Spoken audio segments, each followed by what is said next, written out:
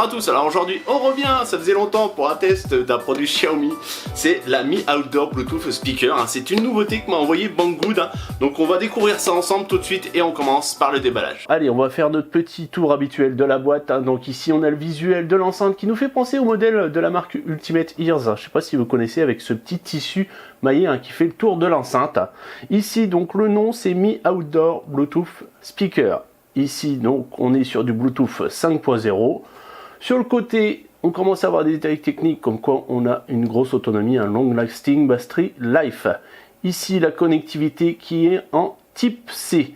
Et donc en dessous on a une certification IP55, hein, donc ça résiste à la poussière et aux projections d'eau, donc on va dire à la pluie. De l'autre côté on nous dit qu'on a des powerful basses. Bon, on verra, hein, ce que ça donne, hein, clairement au niveau du test, hein, voir si on a un bon rendu au niveau des basses. Ici donc on nous dit qu'on est compatible Bluetooth 5.0 et donc en dessous c'est marqué Clear Calling Audio, donc ça correspond en fait à des appels avec la voix claire. Donc bon, moi perso, voilà, les enceintes, hein, je les utilise jamais, on va dire, pour faire tout simplement des appels. Après je sais pas si vous les utilisez, clairement voilà, je vois pas trop l'intérêt, je l'ai jamais fait avec toutes les enceintes que j'ai eues, jamais passé d'appel avec, mais bon voilà, ça y est, tant mieux. Donc maintenant on regarde derrière, ici on a la référence, donc c'est XMYX02JY. En dessous le poids de 380 grammes, ça on verra ça après. Donc on est toujours sur le port de type C, et en dessous donc il faudra lui envoyer minimum 5 volts 1 ampère pour recharger tout simplement la batterie. Et en dessous donc ça indique qu'on a une autonomie de 8 heures. En dessous on nous indique le Bluetooth 5.0. Au niveau des profils on est sur du HFP, A2DP, AVR, CP. En dessous, on nous donne les dimensions, ça, on verra ça aussi après. Et en dessous, donc on peut couvrir une distance de 10 mètres. Hein. De toute façon, ça c'est lié tout simplement au Bluetooth 5.0. Voilà, et donc la couleur dark grey, et c'est tout. Allez, on va regarder directement ce qu'on a à l'intérieur. Alors, on tombe directement sur un fascicule avec donc du chinois et de l'anglais, et je pense que cette enceinte va sûrement arriver en Europe, hein. Donc après on aura sûrement du français, par exemple sur ceux qui l'achèteront en boutique, hein, puisqu'en fait elle va remplacer, hein, celle-là, hein, ce modèle-là, hein, tout simplement, je suppose, hein, parce que bon, on va dire celui-là il commence à dater un petit peu, et clairement je la vois bien remplacer celle-là. Alors on va regarder un peu au niveau de l'anglais, voilà. Donc ici on nous a dit qu'on a un bouton power, là une petite lanière pour l'accrocher, et en dessous donc le port de recharge. Ici donc on va pouvoir régler le volume, ça c'était déjà le cas sur une autre enceinte de la marque, je vous mettrai la petite photo. Et en dessous donc on aurait un indicateur LED, voilà. Et après du blabla, hein, sachant que bon voilà, on reste sur du Bluetooth, donc assez simple à mettre en œuvre. Allez, on va regarder ce qu'on a dans le reste de la boîte. Donc ici on a un câble, voilà, de recharge en USB type C, hein. Hop, on va regarder combien on a au niveau du câble. On doit avoir, allez, 30 cm à tout casser, voilà. Et donc maintenant on va passer à ce qui nous intéresse le plus, hein. Hop, et voilà la bête. Et ben franchement elle est pas mal. Alors donc là on a du tissu, hein, tout le tour, tissu maillé qui a l'air bien résistant, hein. Ici un petit cordon, hein, voilà, pour l'accrocher sans souci. Donc ici vous voyez, on va pouvoir tout simplement régler le volume. Regardez, non c'est pas cliquable. Alors par contre vous voyez, je sais pas si vous voyez, j'ai déjà une trace de doigt. Alors clairement voilà, hein, quand c'est du soft touch comme ça, hein, voilà, il suffit qu'on ait les doigts un peu graisseux là, et au final on marque bien déjà le truc. Et là vous voyez, j'ai à peine déballé, j'ai déjà marqué l'enceinte. Ici alors on a, alors je sais pas, ça doit être, en fait non, c'est juste pour nous dire tout simplement si on fait plus, faire moins par là. Je pensais que voilà, c'était des commandes aussi, mais non, au final on va tout simplement régler, voilà, avec la molette sur le dessus. Vous voyez, en plus c'est assez smooth, là on entend un petit bruit là, assez sympa. Et donc sur le dessous, donc on va avoir le bouton power, voilà, ici on a le logo Mi, et en fait on a le logo CE aussi, hein. Vous voyez, à ce niveau là. Et donc ici on va retrouver tout simplement notre port de recharge USB type C, vous voyez, qui est protégé derrière un petit cache étanche. Voilà. Donc maintenant on va regarder un peu au niveau des dimensions.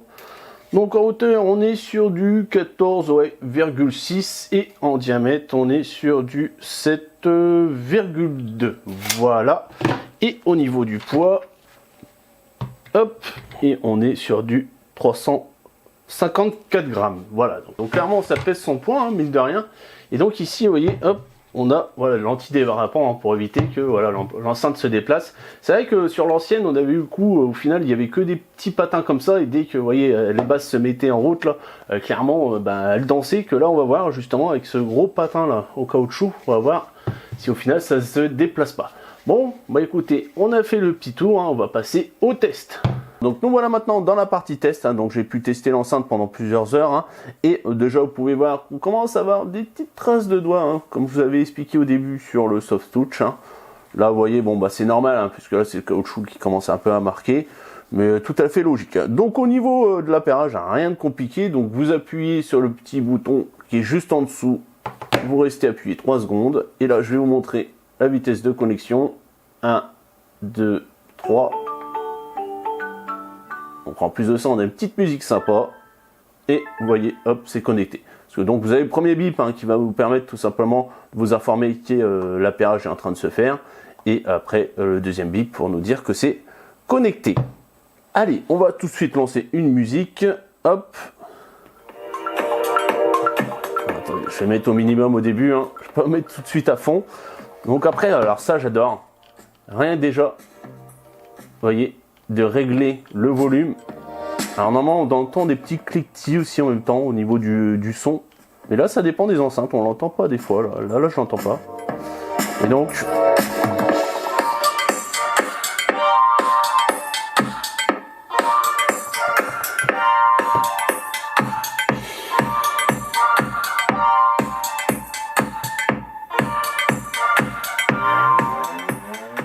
Alors déjà, hein, vous pouvez entendre, hein, vous voyez, au niveau des basses, on est vraiment très bien. Dans le sens où, donc comme vous avez pu le voir sur le schéma que je vais vous montrer, on a 2 radiateurs passifs. Alors on n'a qu'une seule enceinte, hein, qui se trouve à ce niveau-là.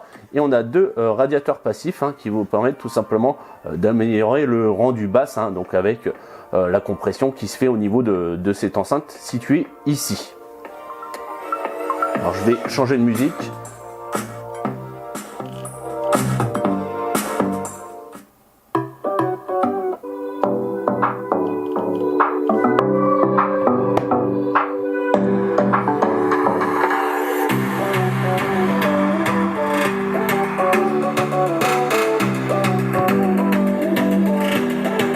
Donc chose à savoir aussi, c'est que là donc le son sort voilà de partout. Hein.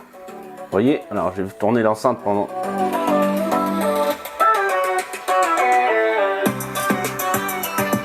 Voilà, pas de souci à ce niveau-là. Donc ça très intéressant comparé à celle-là qui avait 2 haut-parleurs directionnels. Hein. Là vous avez vraiment du son à 360 degrés. Donc ça intéressant quand vous voulez tout simplement le mettre au milieu d'une pièce pour faire partager à tout le monde.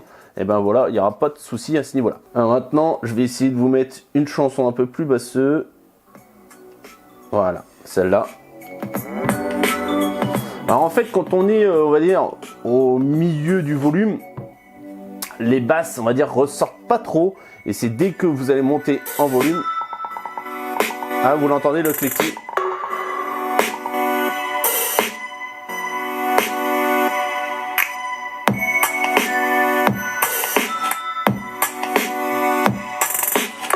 Donc clairement, en fait, les radiateurs passifs vont tout simplement faire leur travail quand vraiment vous allez monter le son. Quand vous êtes au milieu, voire bas du volume, voilà, le rendu est pas trop exceptionnel, on va dire.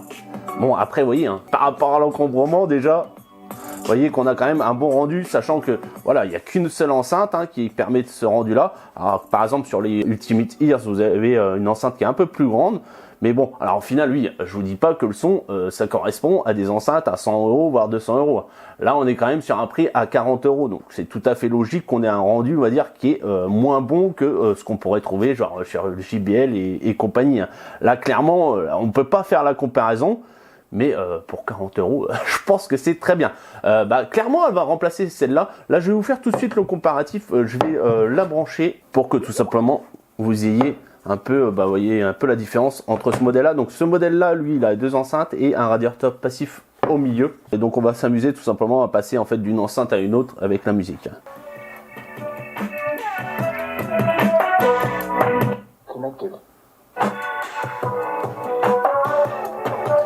Donc là, on est à fond sur celle-là.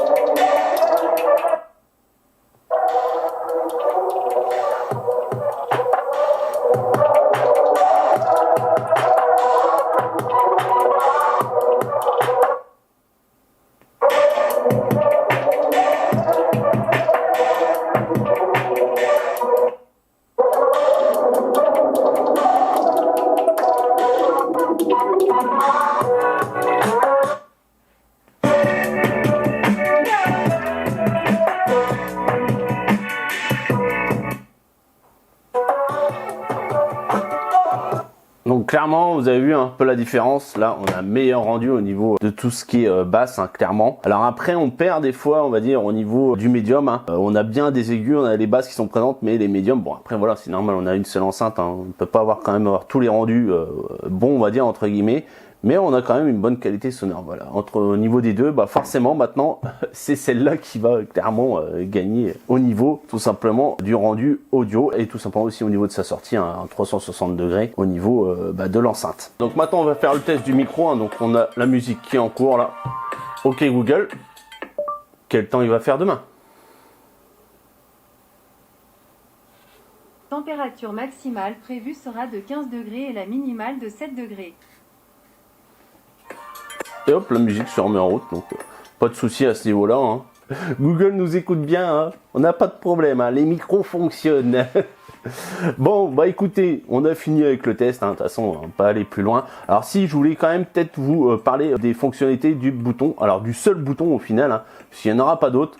Donc en fait, vous faites un clic, hop, c'est pause, et remettez un clic, et la lecture se relance. Hein. Donc rien d'autre au final, hein. Si ce n'est que le pilotage tout simplement de la musique avec play pause ou alors tout simplement pour répondre à un appel. Voilà. Bon écoutez, on passe à la conclusion. Donc voilà, c'est le temps de la conclusion et comme d'habitude on va commencer par ses petits défauts, même s'il n'y en a pas beaucoup, mais c'est quand même par exemple son manque de connectivité. C'est vrai qu'à l'ère de l'USB type C, on n'a plus de jack, mais j'aurais quand même aimé avoir un petit jack pour tout simplement brancher un autre périphérique dessus. Autre qu'en Bluetooth, hein. C'est vrai qu'à ce niveau-là, ça aurait été sympa, on l'avait sur l'ancienne enceinte, donc là, on l'a plus, donc une chose en moins, c'est vrai que c'est un détail, mais ça a quand même pour certains son importance. Après, c'est le fait qu'on n'ait pas beaucoup de commandes aussi, hein. On a juste un bouton qui est en plus situé en dessous de l'enceinte, donc c'est-à-dire que si on veut tout simplement piloter par exemple la musique, hein, on est obligé de retourner l'enceinte pour appuyer sur le bouton. Ça aurait été sympa d'avoir un petit clic hein, sur tout simplement le réglage du volume. Et on va finir par ses avantages, et il y en a pas mal, hein. C'est vrai que déjà par exemple, regardez ça déjà, rien que le fait de retourner un peu à l'analogique hein, au niveau de ce réglage son volume, que de toujours avoir à cliquer sur quelque chose, même si voilà ça reste numérique, hein, puisqu'au final c'est juste des incrémentations au niveau du volume, mais voilà. Je trouve ça sympa, voilà, c'est plus intuitif que de devoir toujours appuyer sur des boutons ou même du tactile. Voilà, on a nos petites roulettes et ça, franchement, déjà, c'est un bon point au niveau de l'enceinte. La deuxième chose, c'est tout simplement son encombrement. Vous voyez, c'est vraiment ridicule au niveau de sa taille, comparé aux autres enceintes qu'on peut avoir, bien sûr, haut de gamme. Hein, je compare tout ça toujours avec du haut de gamme, même si au final, même dans les prix qu'on retrouve, on va dire à 40 €, on a quand même plus gros. Là, l'intérêt, c'est que vous allez vraiment pouvoir la transporter partout sans problème. Vous mettez ça dans un sac à dos et vous l'oubliez. Après, c'est sa conception, hein, que ça soit au niveau tout simplement de l'étanchéité, de ces matériaux utilisés, on n'a pas peur tout simplement de l'emporter. Hein. Comparé à l'ancienne, vous voyez, qui était complètement en métal, qui clairement celle-là, vous les laissez à la maison, hein, vous la sortiez pas parce que sinon elle se retrouvait rayée ou autre. Hein. Donc là, clairement, vous allez pouvoir l'emmener dans vos activités extérieures sans problème, ou même de toute façon pour bricoler ou autre, vous n'aurez pas peur tout simplement de la casser ou de la rayer. Et on va finir tout simplement par ce son qui est très bon aussi. Alors forcément, comme je vous ai dit hein, dans le test, hein, ça va pas comparer ça à du JBL, c'est clair, mais pour son niveau de prix, parce que voilà, c'est ça aussi au final son avantage, à 40 €, franchement, vous en avez vraiment pour votre argent, une très belle finition, un très bon rendu au niveau sonore, et toujours à un très bon prix. C'est du Xiaomi pur et dur, il n'y a pas de souci à ce niveau-là. Donc comme d'habitude, si cette enceinte vous a plu, vous avez tous les liens dans la description, n'hésitez pas à commander sur Banggood. Si vous avez des questions, laissez-les-moi dans le sens où je vous dis, moi j'ai jamais eu de problème avec eux, que ce soit pour la livraison, le SAV ou autre. Voilà, ils sont très bons, donc si vous connaissez pas, allez-y sans hésiter. Et bien sûr, mon lien est aussi affilié, donc en fait quand vous achetez des produits sur Banggood, je touche quand même un petit peu d'argent, ça me permet tout simplement de racheter des produits pour vous les tester ensuite. Et bien sûr, si vous avez aimé, likez, partagez, abonnez-vous. Ciao, bye bye, à la prochaine.